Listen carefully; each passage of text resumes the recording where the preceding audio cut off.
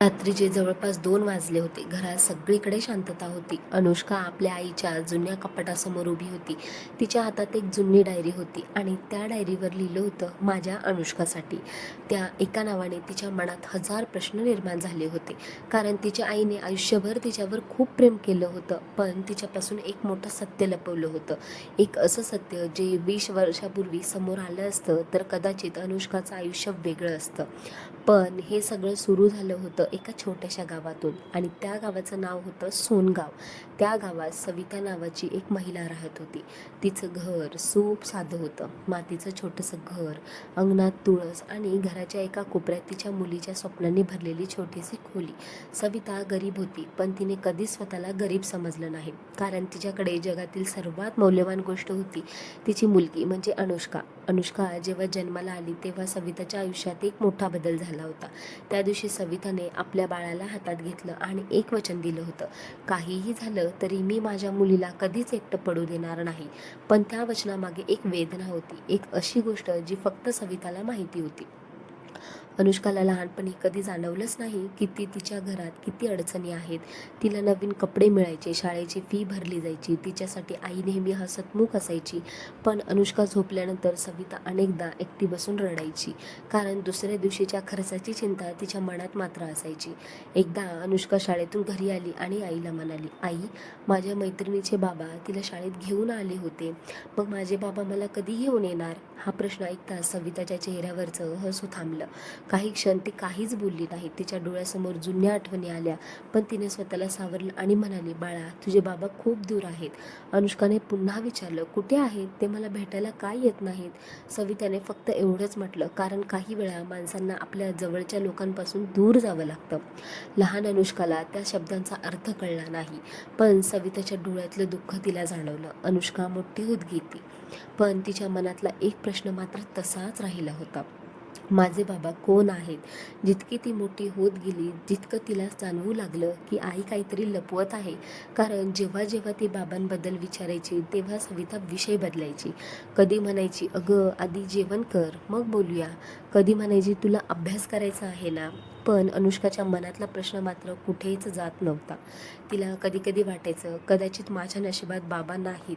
पण दुसऱ्या क्षणी ती आईंकडे बघायची आणि विचार करायची, ज्या आईने माझ्यासाठी एवढं सगळं केलं तिच्यावर मी संशय कसा घेऊ शकते?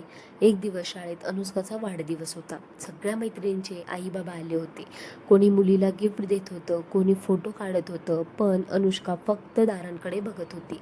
तिला वाटत होतं कदाचित आज बाबा येतील. पण वेळ निघून गेला, सगळे निघून गेले आणि शेवटी फक्त अनुष्का आणि तिची आई तिथे उरल्या. घरी जाताना अनुष्का एकदम शांत होती. मग सविताने तिला विचारलं, काय झालं बाळा, आज एवढी शांत का आहेस? अनुष्का थोड्या रागाने म्हणाली, आई, माझे बाबा असते तर ते पण माझ्यासाठी आले असते ना गं. हे ऐकून सविता थांबली. तिच्या डोळ्यात पाणी आलं, पण तिने ते लपवलं. ती फक्त म्हणाली, बाळा, काही नाती जवळ असूनही दूर असतात आणि काही माणसं दूर असूनही आपल्या मनाच्या खूप जास्त जवळ असतात. अनुष्काला काही समजलं नाही, पण त्या दिवशी पहिल्यांदा तिला वाटलं, आईच्या मनात खूप मोठं दुःख आहे. वर्ष पुढं गेली, अनुष्का कॉलेजमध्ये गेली. आता ती समजूतदार झाली होती. ती आईच्या कष्टांची किंमत समजू लागली होती. तिला कळलं होतं की आईने स्वतःची इच्छा, स्वतःची स्वप्न सगळं बाजूला ठेवलेलं होतं. एक दिवस अनुष्का कॉलेजमधून घरी आली. तिने पाहिलं, आई जुन्या फोटो अल्बमकडे बघत बसली होती आणि तिच्या डोळ्यात अश्रू होते.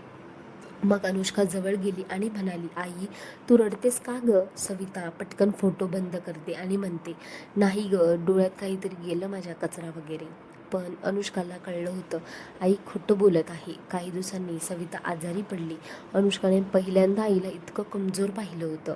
जिच्या खांद्यावर बसून ती लहानपणी चालायची, तीच आई आता स्वतः उभी राहण्यासाठी संघर्ष करत होती.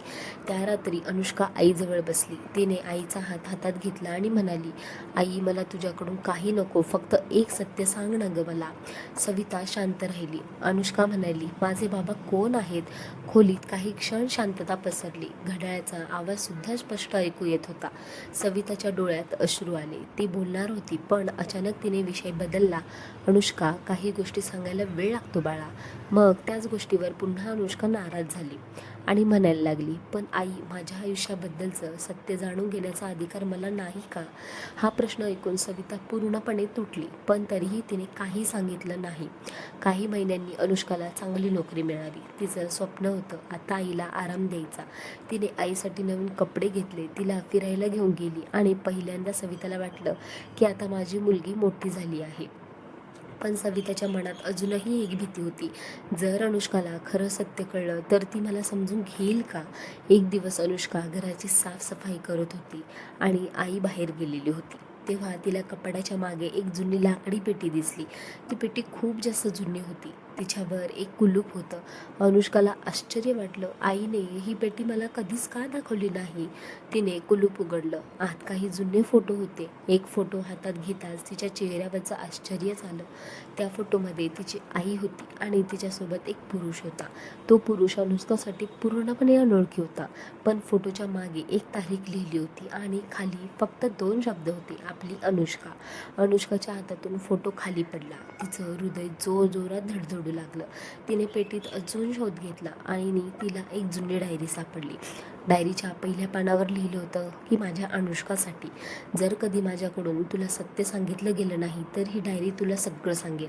अनुष्काच्या डोळ्यात पाणी आलं. तिने डायरी उघडली आणि पहिल्याच पानावर लिहिलं होतं, आज मी एक निर्णय घेतला आहे जो माझ्या मुलीचं आयुष्य बदलणार आहे. अनुष्का वाचायला सुरुवात करते आणि तिला समजणार होतं की तिच्या आयुष्यातून गायब झालेला तो माणूस कोण होता आणि तिच्या आईने एवढं मोठं सत्य का लपवलं होतं. तर मैत्रिणींनो, या कथेने आपल्याला एक गोष्ट नक्की शिकवली की काही नाती शब्दांनी नाही तर त्यामागे ओळखली जातात आणि एका आईने आपल्या मुलीसाठी किती मोठा त्याग केला आहे हे आज आपल्याला समजलं. पण अजूनही या कथेचं एक मोठं सत्य बाकी आहे. अनुष्काच्या बाबांचं खरं काय होतं आणि आईने 20 वर्ष हे गुपित का लपवलं हे जाणून घेण्यासाठी पुढचा भाग नक्की पहा आणि तोपर्यंत चॅनलला सबस्क्राईब करा.